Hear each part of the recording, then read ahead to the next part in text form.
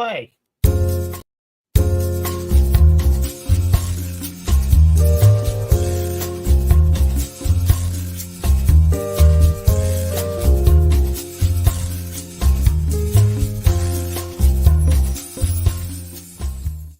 Okay, welcome. Sorry, the open was just not cooperating. It you for a minute there. Not cooperating with me.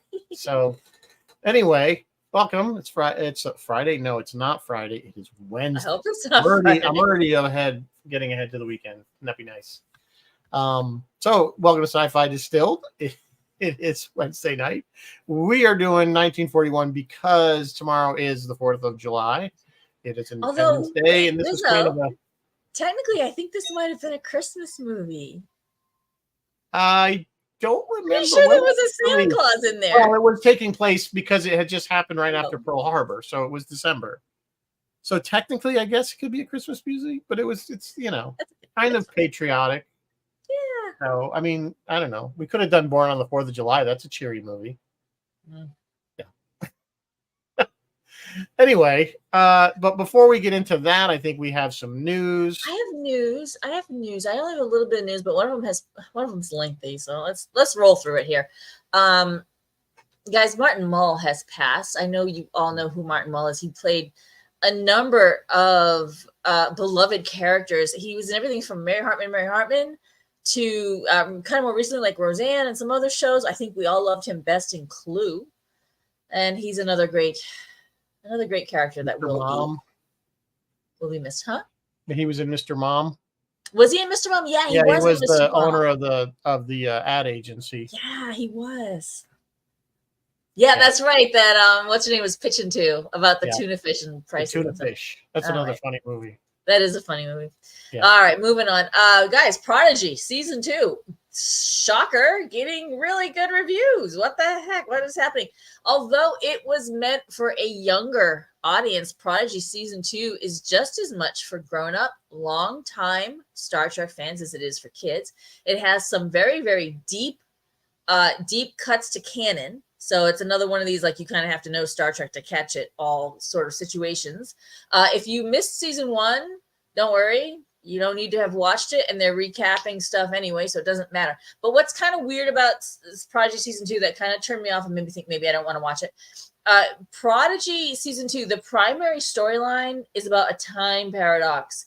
So our heroes have to go back to the paradox might stop our heroes from ever having met in the first place. So the plot of Prodigy season 2 is to make sure that Prodigy season 1 happens, which is kind of weird when you think of the whole saga that Prodigy just went through.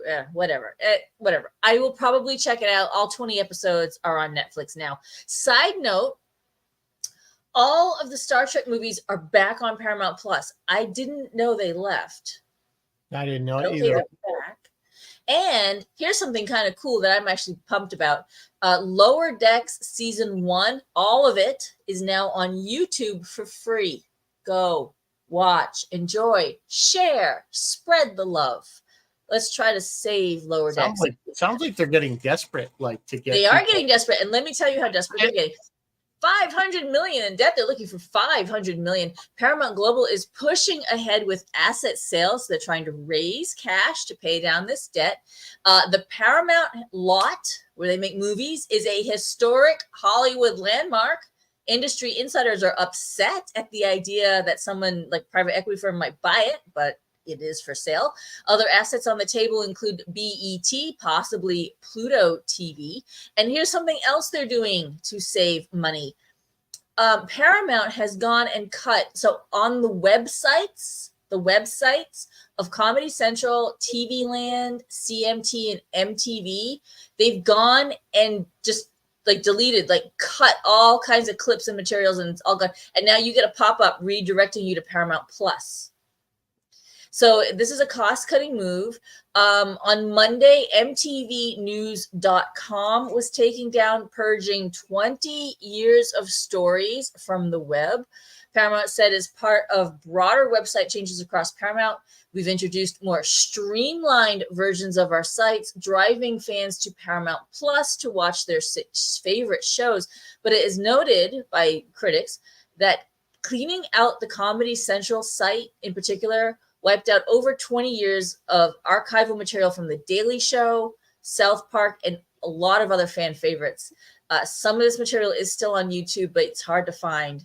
The oldest video on The Daily Show is from 2016, and the show is 20 years older than that.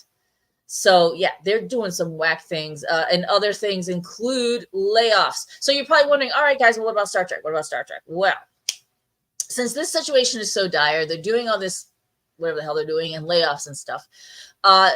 Star Trek, which is one of the most prominent and successful sci-fi series, is actually now in danger. And this whole time I've been telling you guys, don't worry, it's going to be fine. No, it's actually now in danger. Star Trek properties have been falling like dead flies recently. Consider the cancellations of Disco and Lower Decks. It's highly unlikely we'll get anything new unless or until the company is bought by another media giant, such as Disney or Netflix or possibly Amazon. Now, the news changes very, very quickly. Yesterday, when I was researching this story, they said, yep, they're looking at Barry Diller's IAC is exploring a bid to take control of Paramount Global. They're still looking at Warner Brothers Discovery, and they're also possibly looking to merge with Max, formerly HBO Max. But as of today, the on again, off again, on again, off again, on again, off again deal with Skydance, on again. So I don't know what the hell's going on. I don't know what's going on. I started to research and I thought this is going to change again. So I'll update you guys next week.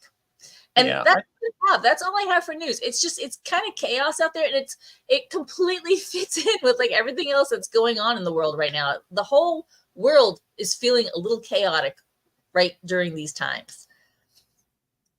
Yeah, I think Paramount is just, I think Star Trek's in serious trouble because of, at least they don't seem to be they're not doing very well with their shows as far as popularity goes. No.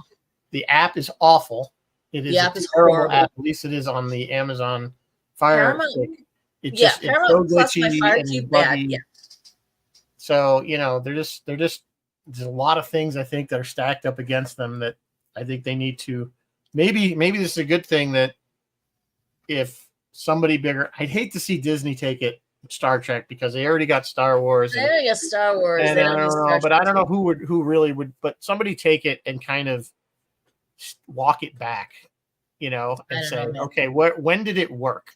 And then let's start from there, rather than reinventing everything from scratch. That's just my opinion. Yeah, Rizzo, you're absolutely right. And like I said, I don't know what's going to happen. I don't know if Star Trek will go elsewhere or if this Skydance deal, which is apparently now back on, if that will somehow magically keep it to Paramount. I don't know. Well, we'll find out. So I don't know. I want to say hey to Chris LaRoche and Bill and Martin so many and Gary people here. and Alex. Thanks, guys, for joining us. Is everybody ready for a holiday? You guys all on holiday? I know you got tomorrow off. Is everyone taking Friday off? Yeah, it's kind of a long weekend, even though technically Friday's not a holiday, but everybody's taking it off at least.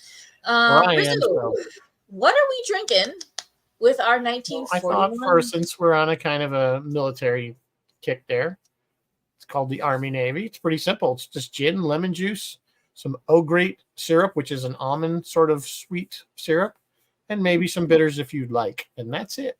Pretty simple. Probably not that bad. Kind of a martini-like thing. So anyway, try that out. I would try that. It's not. Martin has to work all day tomorrow.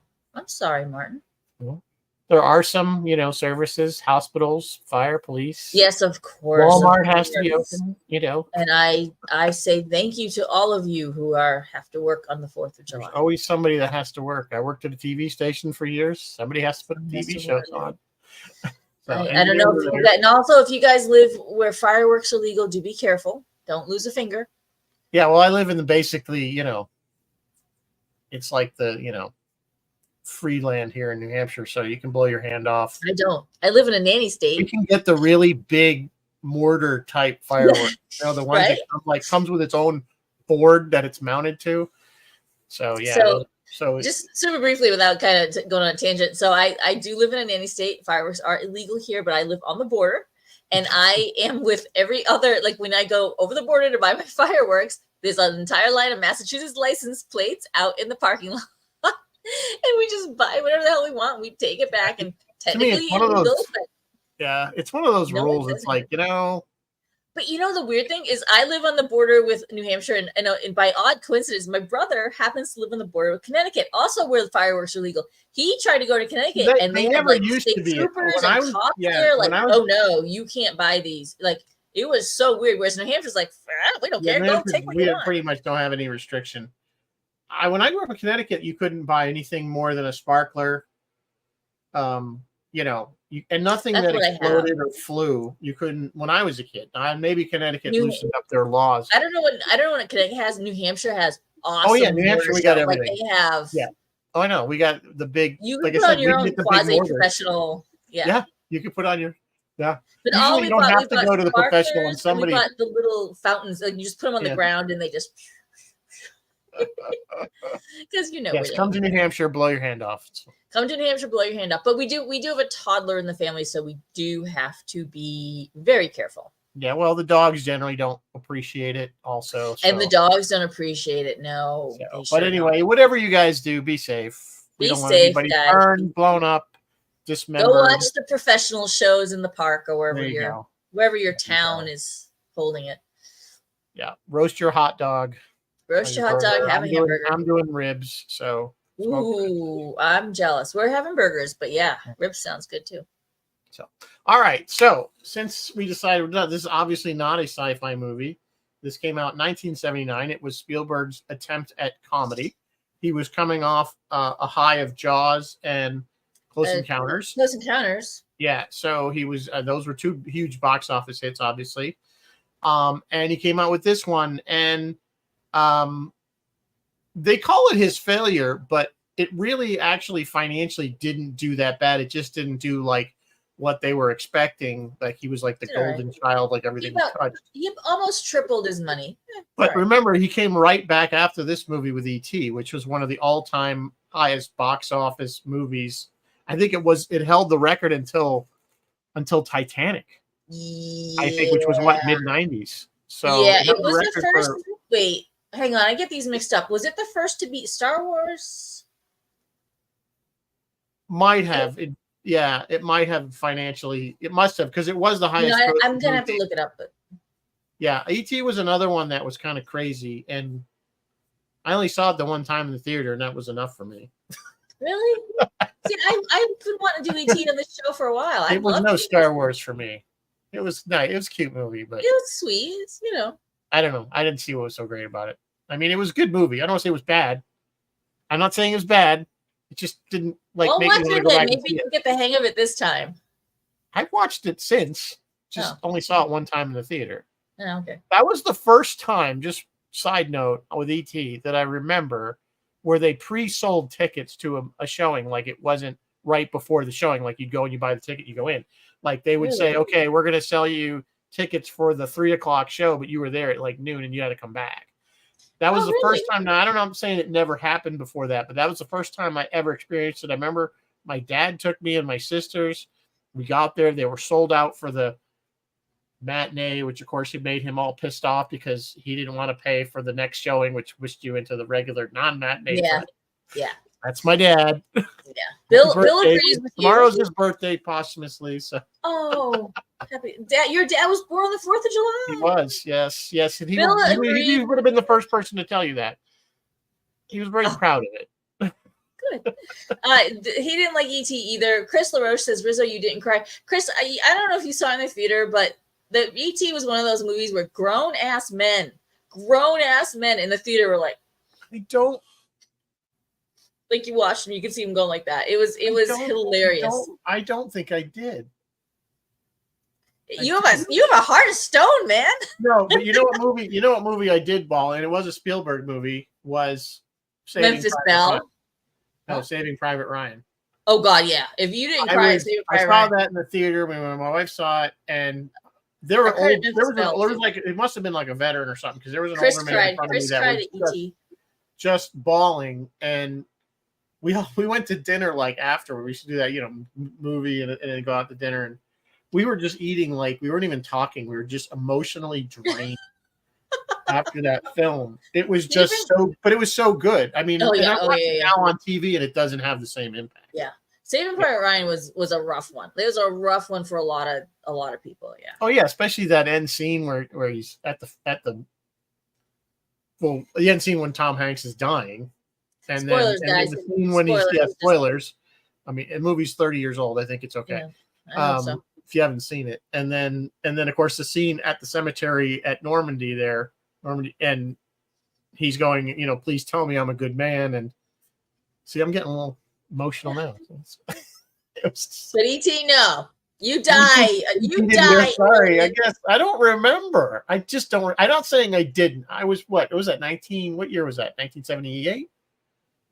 E.T. 78. No, E.T. was like 70. E.T. was 84, 82, 84, 82. Oh wait, I'm thinking of Close Encounters. Yeah. So I would have been 16, 17 that came out. Yeah, no, I didn't. Oh yeah, too cool for school. I'm crying. Martin didn't cry for E.T. either. Martin did cry for when the Enterprise blew up in number 3. I did not cry in that one either. Sorry. I cried for Spock and Wrath of Khan. I cried. Did not cry for that one either. I was like, it's a movie. Anyway, all right. Well, we are not talking about those movies. We're talking about 1941. Keep going on tangents tonight. So I actually saw this in the theater with a friend. I must have been in about junior high. He was 79, so I would have been, about 12, 13, somewhere in there. So I did see it in the theater. I liked it then. I still like it. I think it's funny. Yes, Mary Beth will tell you there are some very cringy racist type things in there, and that she's not wrong. But it is a product of its time and a product of the time that it was supposed to be portraying, at least in my opinion. So does it give it a pass? Well, that's your call, whether you do or not. However, once you kind of set that aside, I think some of the comedy in it is first of all, it's all a lot of physical comedy. Yes, it's not. It's a very. If you've never seen the movie, it's very slapstick. It's very kind of chaotic. Like National Lampoon, or possibly again, and it was the kind of the times when we were coming out with a lot of those like we had Animal House and stuff, movies like that. They were all kind of very similar in nature. So that kind of came out. But I think one of the shining bits of this movie is first of all, the cast is unbelievable. Oh my God, this cast the cast just goes on and on. Like every person that has a line you'd almost recognize from someplace. You know what I'm saying? It's like, did you guys see my teaser? I tried to name as many as I could. This cast was unbelievable. It was an amazing cast. It was an amazing cast. And it's based basically on, so those of you guys that have never seen it or don't know the basic plot is movie takes place a week or two after the bombing of Pearl Harbor. So America is now thrown into the war. There's a certain paranoia that the United States would be attacked, particularly by Japan, since they were the ones that attacked us first. Germany never attacked us directly. So they bombed Pearl Harbor, which at the time was a territory of the United States, not a it wasn't a state yet. It wasn't a state yet. So technically they had not attacked American soil. So the paranoia was that they would attack Southern California at some point, and that's where the invasion would be because it's the closest point to Hawaii and Japan. No, yeah, you're right. 1959. Sorry, go ahead, keep going.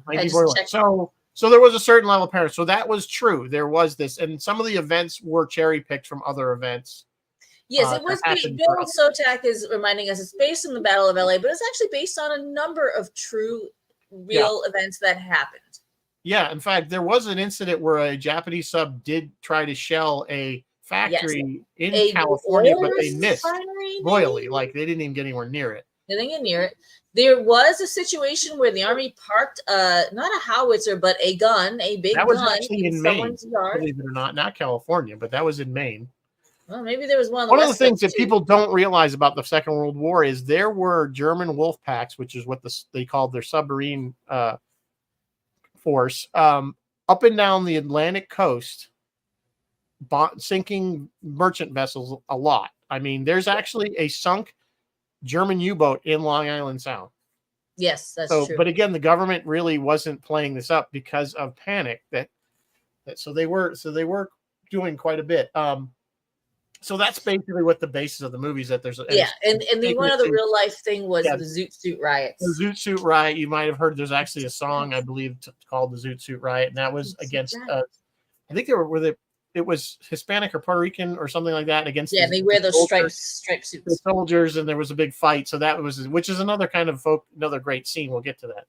So that's kind of the basic. It's just all about this paranoia, and it's these little stories that are happening throughout the Southern California area that eventually all kind of come together in the end. And none of them are really significant. I mean, it's a comedy. It's stupid. It's just definitely a comedy. So there's no point to it other than to try to make you laugh.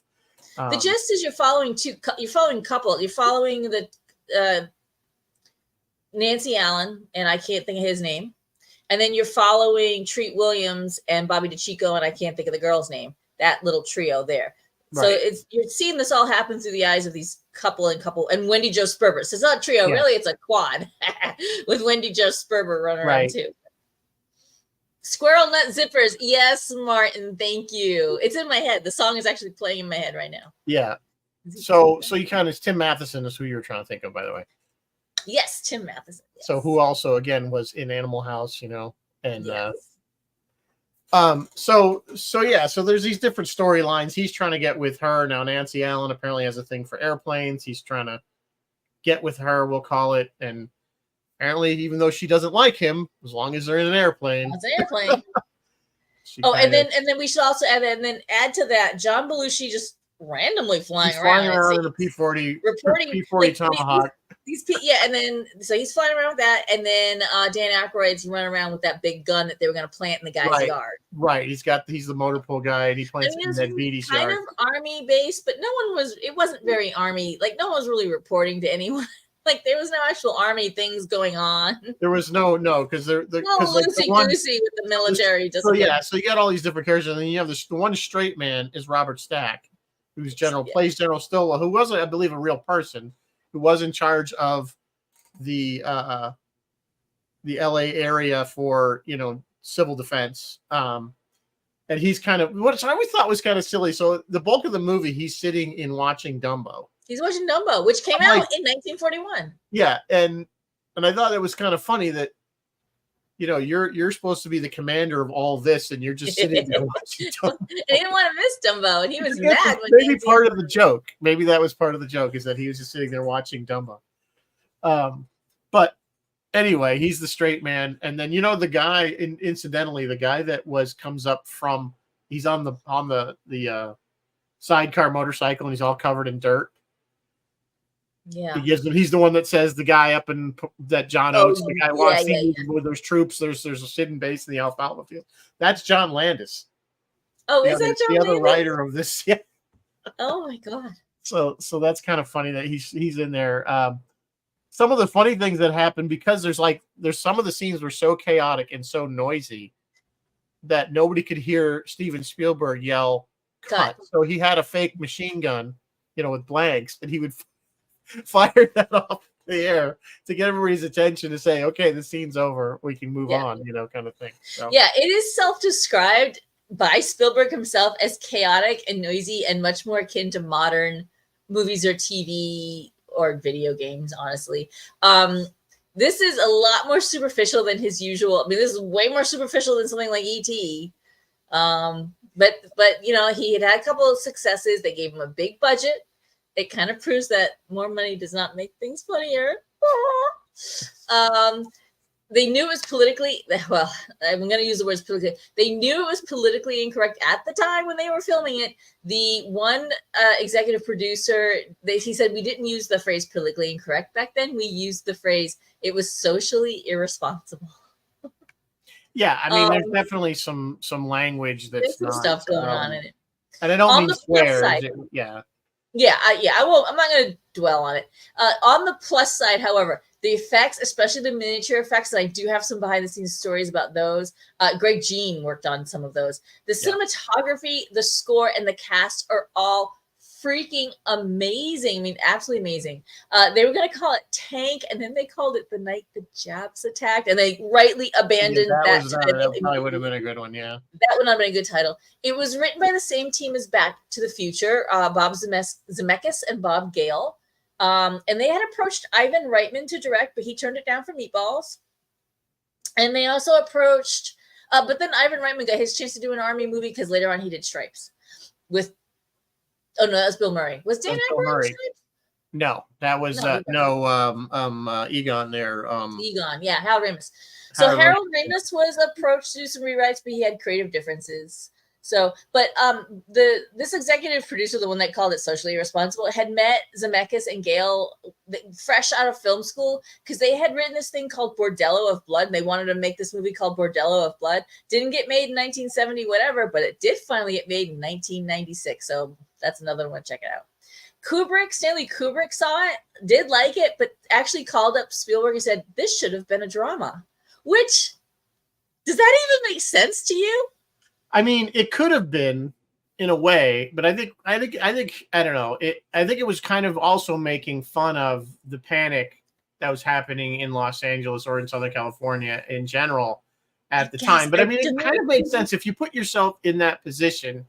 You're thinking they just attacked basically decimated our Navy, our Pacific Force anyway.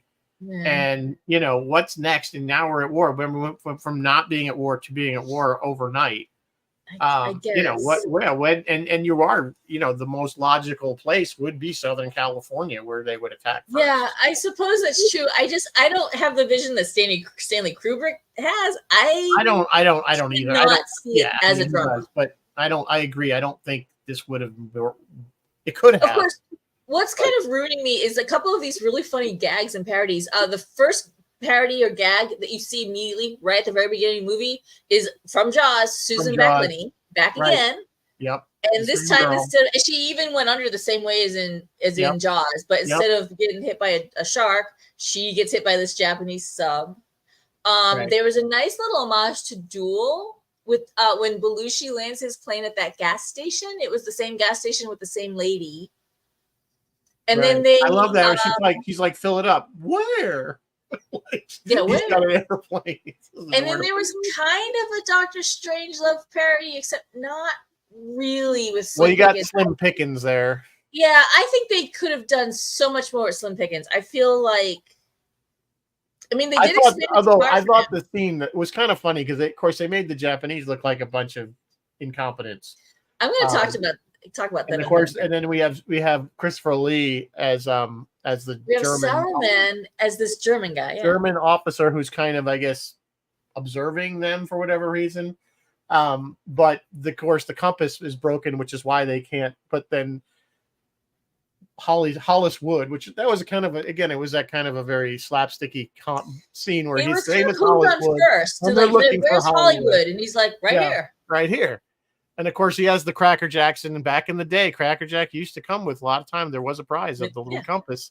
So I thought I thought that whole scene, and he swallows it, and then of course, then they're going to get the prune juice. Of course, the German wants to just gut him and get the compass out, just not even bother, just kill him, and then they're like, no, we're going to do this. So they give him prune juice to try to get it. So a couple of things about all the submarine scenes. Thing number one is Christopher Lee.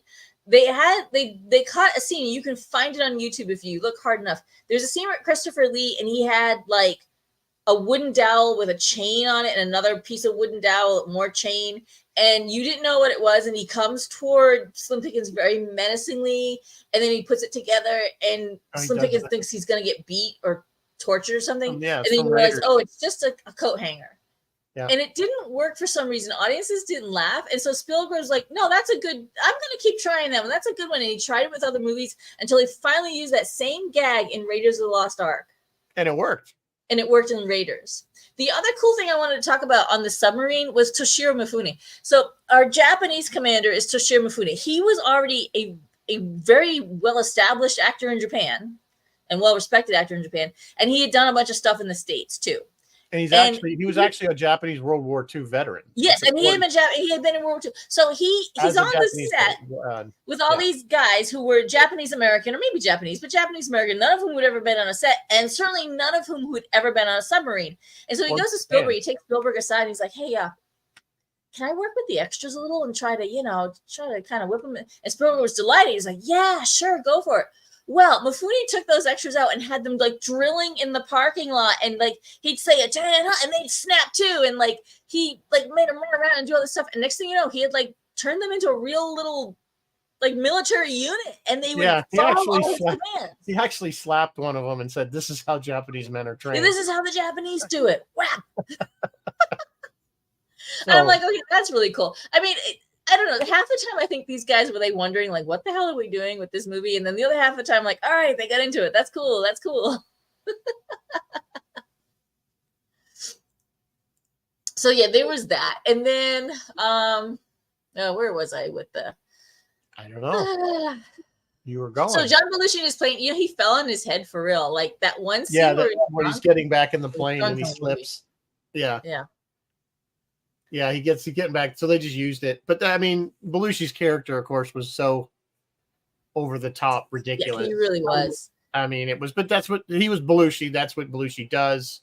Yeah. You know, yeah.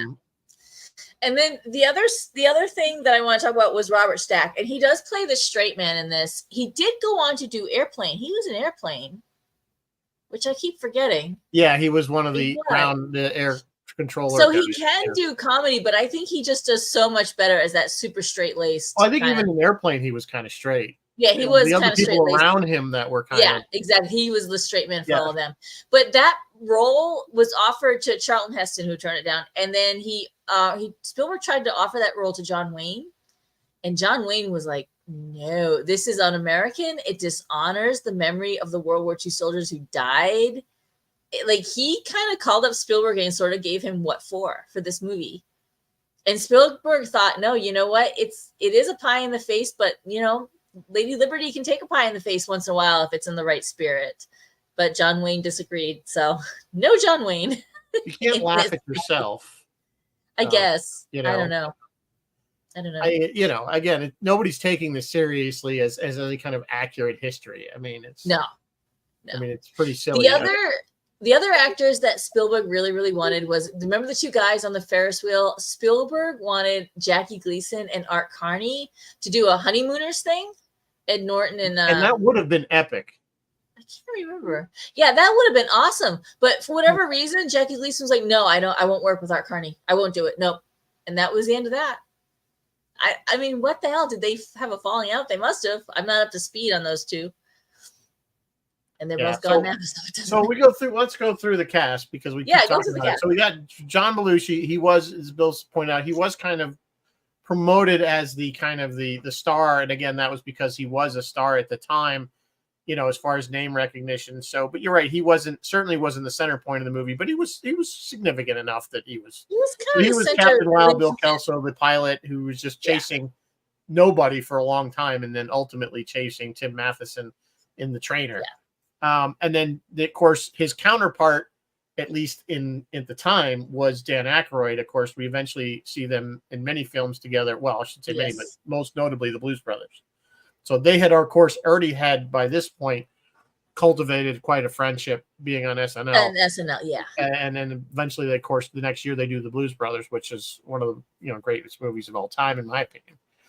So anyway, so he plays kind of this. He says he's a motor pool sergeant, but he ends up with a tank, and then he does all kinds of things. He can instruct him on the tank. Yeah, but he said that was kind of funny scene when he's showing Ned Beatty like how not to do. Do never do this and never do that. Of course, showing him exactly how to use it, which is kind of a funny scene. So you know where that's going.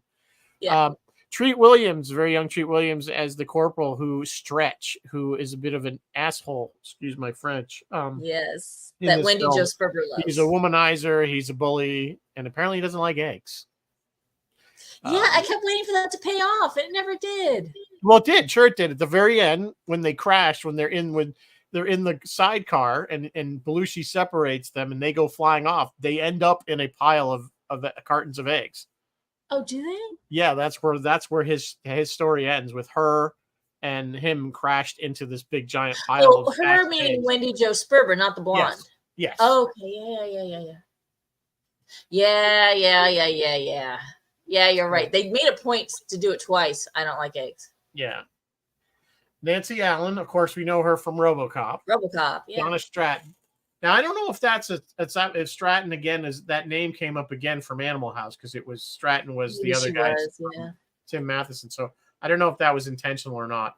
Of course, should we? Like I said, we see her again, most notably in RoboCop, which is several years later. But I don't know. She must have done other things in between. I just don't know what they would be. Oh, I'm sure she did a bunch of stuff. Yeah. Ned Beatty, of course. Lex Luthor's. It'll always be Lex Luthor's toady, so to speak, Mr. Luthor. Is the father and owns the house on the point where they put the anti-aircraft gun. And Lorraine Gray from Jaws. Yes, Pretty she's sure back again. Spielberg was pulling from people he knew. Yes, he was, of course.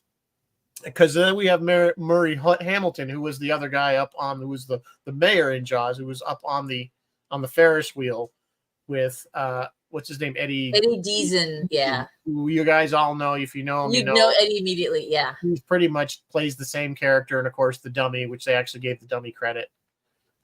Which that was a pretty funny scene with the whole thing. Like you could just see the poor Murray sitting up there, and this guy, and he pulls out the ventriloquist. Yeah, he suddenly pulls out a dummy out of nowhere. Like, why am I here? I didn't get stuck with this idiot. So you were saying that Murray Hamilton met Eddie, and so he read the script and said, "Oh, I'm not supposed to like this guy." And then he really didn't like him. Yeah, so it worked. He read the script, like, "Oh, I should hate this guy," and then he met Eddie. He's like, "Oh, I really hate this guy." Yeah. Christopher Lee, we already talked about. He plays the German officer that they eventually kill. They throw him off the ship, off the submarine. So he plays a very good German bad guy. He does. Tim Matheson, of course, is a Captain Loomis. Burkhead, who is after Nancy Allen's down at Stratton, and they're the ones that are in the airplane. And apparently, there was one little thing. I know this is a niggle. When they're in the B-17 and she opens the bomb doors and then drops the bomb by accident, that's not correct because the pilots don't do that. That's the bombardier. And there's a bombardier, but that's okay. Different part. So little minor niggle I noticed, but we'll let it go. So normally the bombs also wouldn't be armed sitting there on the ground. Exactly. We talked about Toshiro. Of course, he played the sub commander, and then Warren Oates, which is one of my favorite, which is Captain Madman Maddox. He's the guy he's at the bombing practice range up in northern part of the area, and he's the one who keeps talking about they got the hidden Jap base in the alfalfa fields of Florida. But that's Warren Oates. Warren Oates also played Sergeant Hulka, the big Sergeant Hulka, right? I was getting our favorite. Right? Oh, sorry, I didn't mean to jump on you. No, that's fine. It's like our big toe. The big toe. Favorite big toe. Which stands for something, I don't remember what it stands for. Something operations. I don't. Whatever. Anyway. Yeah. So of course he's completely insane, and he is completely insane. Yeah. And then he meets John Belushi, who's completely drunk. So they're kind of a good match. But anyway. Right. So because eventually, first of all, Tim Matheson and Nancy Allen show up. They take the trainer so that he can get it on with her while they're flying. He takes the trainer. It has no radio. They can't notify the air command that they're up there. So that's what starts all the things happening, is them thinking that there's an invasion when technically there kind of was, because the Japanese sub was offshore. Yes. But that didn't come till later, and then Belushi starts chasing them down, thinking they're, a Japanese bomber or something, and chases them right into LA. So, so that whole scene's funny. Lucille Benson is the woman at the gas station where she was also. She is, and you'll recognize her immediately. Yes, you'll notice her. You recognize her from a bunch of stuff, and she's kind of funny, and she always plays the same kind of character. But John Candy, again, one of the tank. And they should have given him a bigger role. I felt like he was a little underutilized. Yeah, I agree. Him, and I think that whole crew, because I think like Frank McRae, who also is in there, I don't think he got used very. That whole they could have fleshed those guys out. I think a little bit more. Yeah. Where can I find the full cat? There it is. All cast and crew. I'm trying to think who am I missing that's really significant. Well, for significant people, Wendy Jo Sperber, you know her better in Back to the Future. She played his sister. Right. He did Slim Pickens already. A few others to note, you see ever so briefly, blink and you miss it. And you see Laverne is at the USO club, and you see Lenny and Squiggy setting up to fire a gun or something like that. Yeah. Also, aircraft gun. You did mention John Landis. The other guy was Lionel Stander. He's just one of the guys running around at the house. But those of you, if you ever watched Heart to Heart, and when they met, he has a very significant. That's that guy. Yeah. Yeah. Michael McKean is in there ever so quickly. I think you mentioned Joe Flattery is in there. Elisha Cook, who the name is not familiar, but as soon as you see this guy's face, you know who he is. Where was he in this movie? He was at the restaurant, I think, at the beginning of the movie. I can't remember. I don't know. Mickey Rourke is apparently in there somewhere. Diane Kay played Betty Douglas. She was the blonde who Slim was after. And she was actually, her note of fame at that time was she was on 8 is Enough. Remember that? She was one of the sisters. Oh, was she really? Okay. Yeah. Okay. That was one of her claims to fame, I guess, at the time. I don't know what she did much after that. James Caan is in there in a blink and you miss it kind of thing. Joe Flaherty, who, again, we were talking about this, plays the host of the USO band. He's like the band leader. He was the one. Hey Sal, what's your real name? Raul. Oh, Lipschitz. Raul what? Lipschitz. Yeah. Lipschitz. So the late great Joe Flaherty. Funny stuff from him. There's a lot of people actually. That's a few people. Well, we had. Let me see what I wrote. I wrote starring Michael McKean, you're right, is in there. Yep. The chick from RoboCop, the one who rode the bomb down in Dr. Strangelove. That's Slim Pickens. That's Slim Pickens. Yep. The one with the pretty mouth from Deliverance. That's Ned Beatty. That's Ned Beatty. Okay, that's right. The sister from Back to the Future, Max from Heart to Heart, the mayor from Jaws. That's the guy up on the Ferris wheel. Sergeant Hulka, we did him. Lenny Squiggy Laverne, and the guy from Unsolved Mysteries. Yeah, that's all I kind of singled out in my. Yeah, I mean, so the cast certainly was there. The cast goes on and on forever. Yeah, I mean, the cast was just, and they did that a lot. Kind of, it seemed like a thing for the 70s. It seemed like we'd get these like all-star cast. Yeah, 2000, like all-star cast. Yeah. So maybe it was to make up for the script. Like, oh, we'll just dazzle them with star power. Yeah, Warren Oates was in Blue Thunder. You're right. Warren Oates was in a lot of stuff, but I think most people remember him at least most fondly from he was Sergeant Hulka, our favorite big toe. Yeah, Sergeant Hulka. Yeah. Yeah. So Wendy Jo. And side note, guys, the two blondes were. I mean, Nancy Allen was adorable. She's always Nancy Allen. The other blonde, sure, she was cute, but you know who did a great job? Wendy Jo Sperber. She did a fantastic job in this thing. Yeah, I mean, she's funny. I mean, there's no question about it. She's super funny. Yeah. And she kind of plays that, the annoying friend that nobody apparently wants to date. Yeah.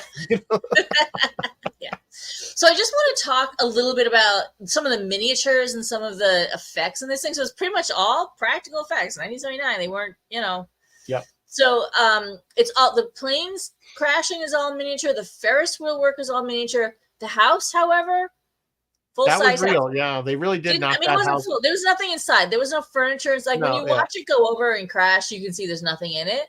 But it was still so cool. They just dropped an entire house over the house was already scheduled to be, if I remember reading or hearing, that house was already scheduled to be demolished. So they just did it for them. It was kind of like there was one of the movies with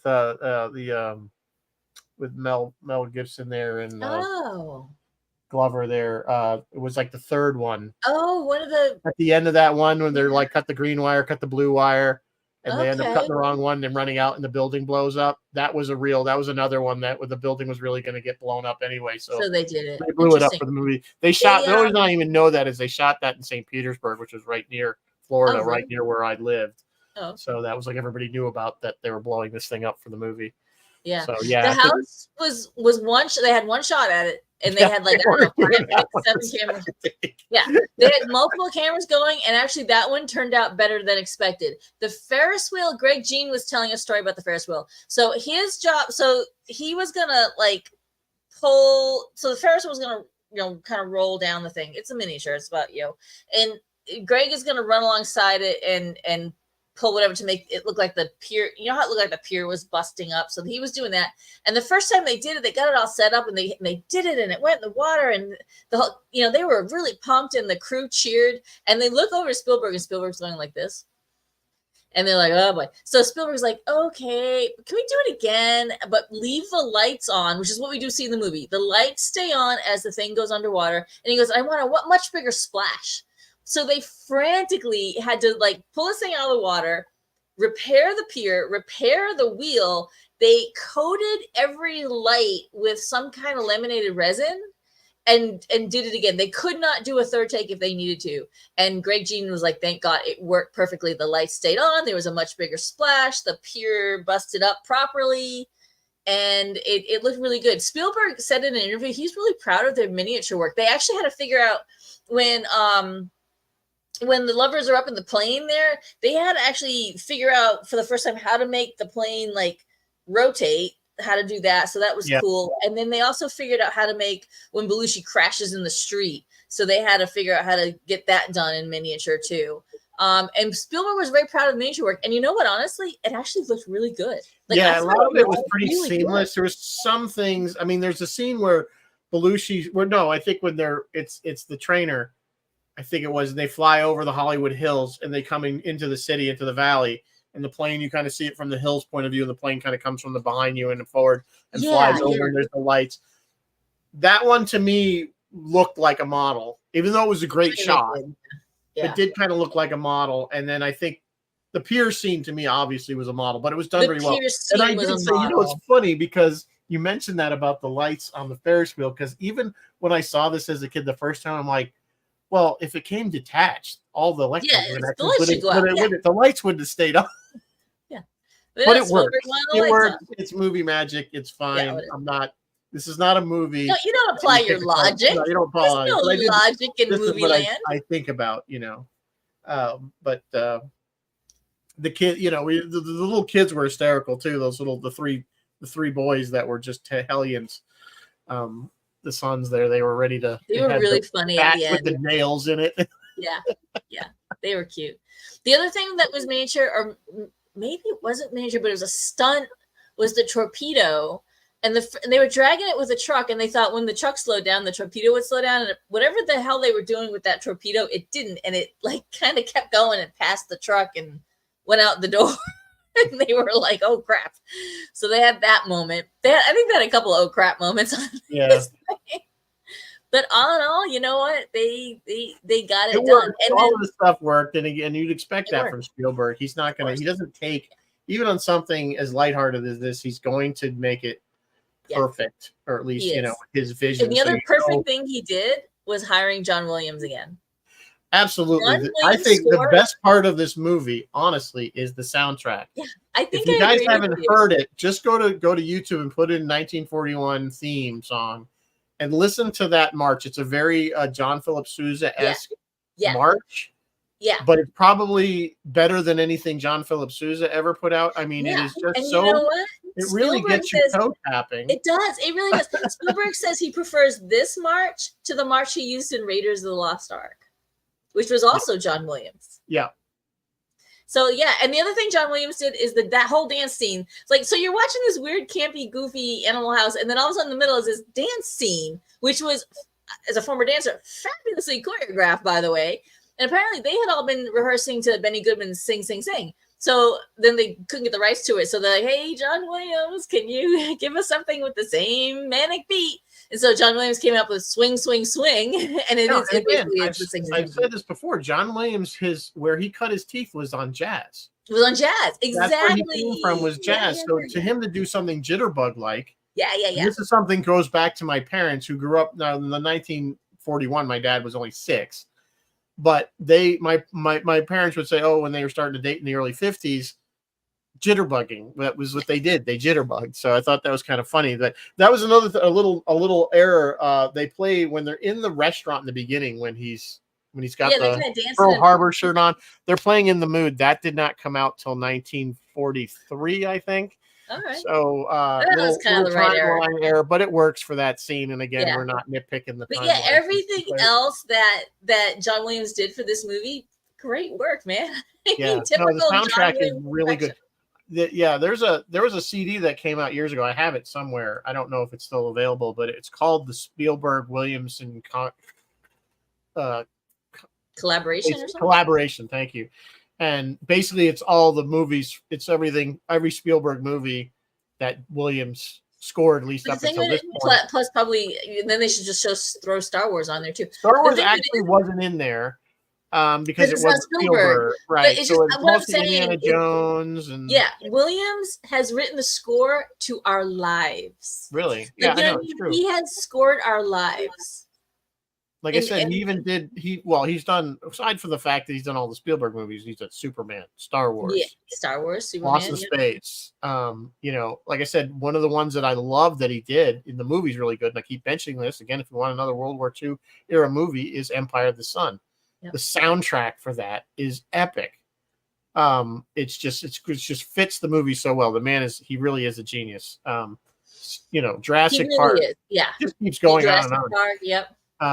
All his themes. So Even Home Alone, the first Harry Potter, although that did get moved on to other composers after that.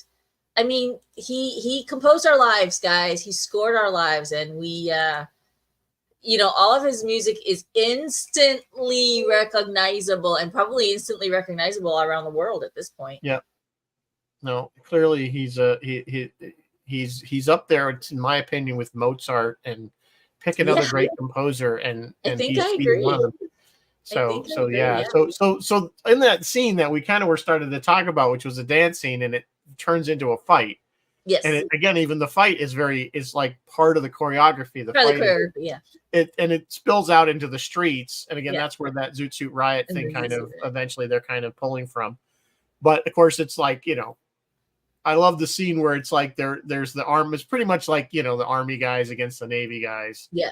And the then Zoot you Suit get this, Riot and guys. there's this one when they're in the street, and the stop sign, the old fashioned that actually said stop, comes down, and then it goes to go, and they all streamline around. You know, it was just, again, it was all kind of fit to that whole choreography of the fight that made it. That was kind of like the center point of the whole film. Yeah, That, it and then was. of course, then Belushi comes up and he starts shooting the machine gun, and he just get them to stop. And did he fly Yeah. over the fight first, or had he no, crashed? not Belushi. Dan Aykroyd. He comes on the Aykroyd, tank, and he yeah. shoots, and he gets them, and he does this whole speech about, you know, you shouldn't have fighting. The last time he was Americans fighting Americans. Americans, yeah, exactly. He says that twice in this movie. It was kind of his little theme for the movie. Yeah, and then he gets hit on the head with the Santa Claus. He always had a glass skull. So that was fun. I don't know. I thought that was a funny scene when they're in the tank and he's putting the pantyhose over his head, and then he put the oranges in there. He's like, I'm a bug.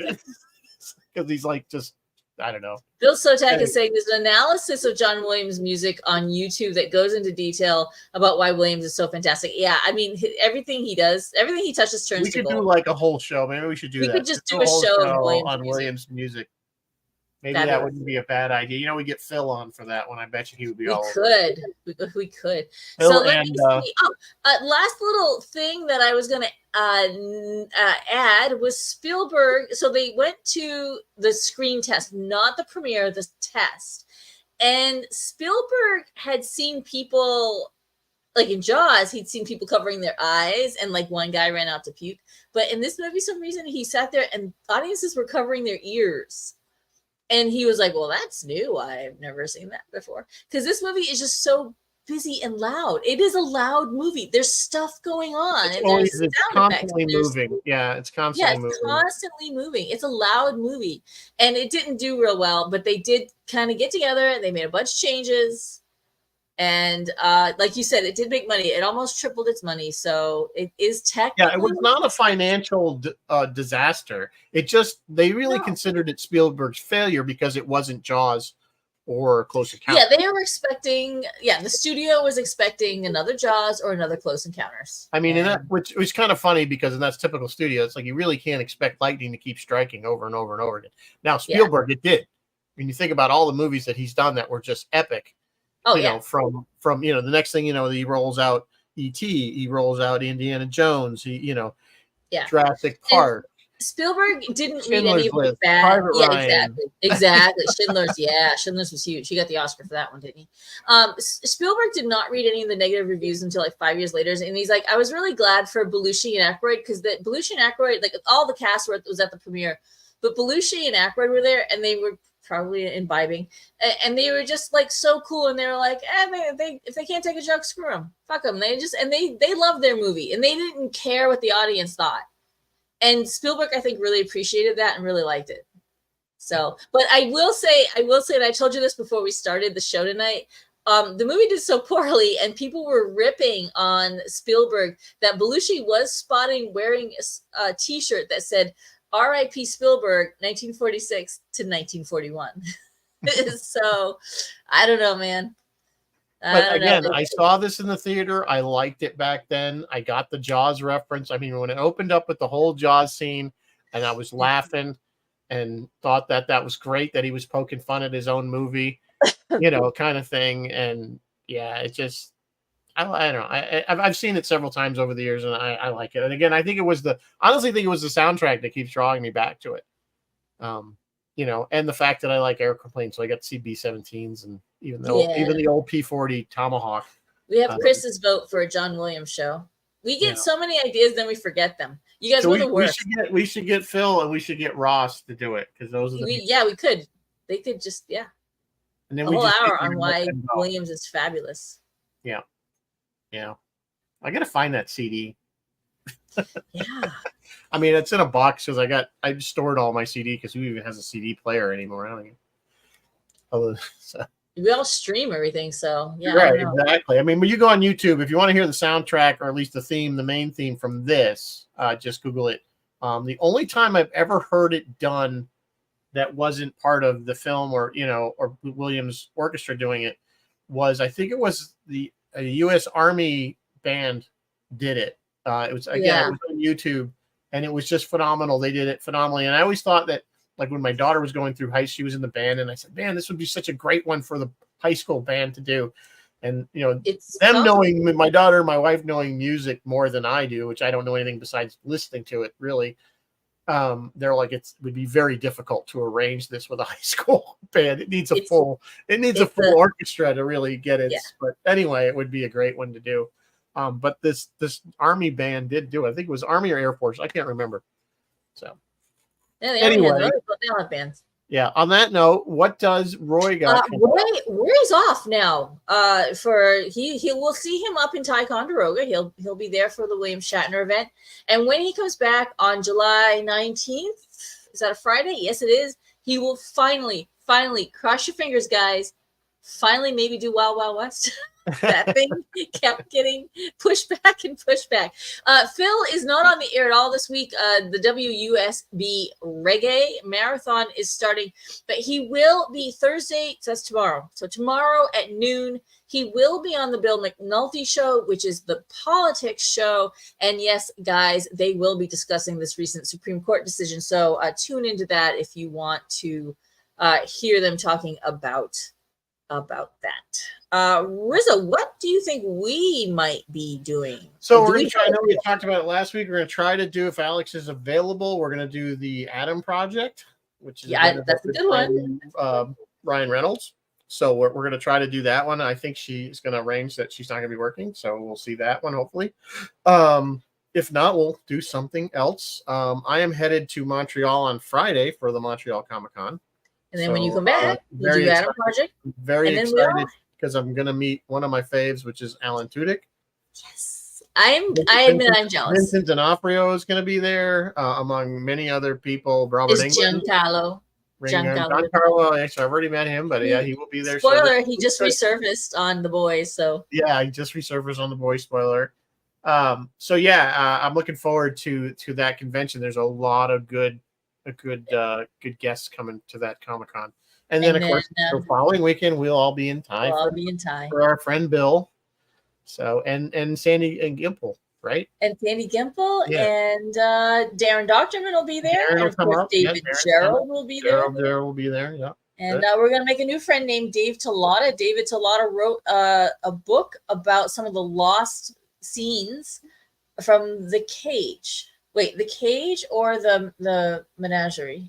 I guess the cage Well, Cage was the menagerie was just kind of the re-edited version was the of re-edited one. I get them confused. I get the names confused. No, the The Cage was the pilot. is the Menagerie pilot. was the 2-part first season 1 filler show, if you will call it that. So we don't waste anything.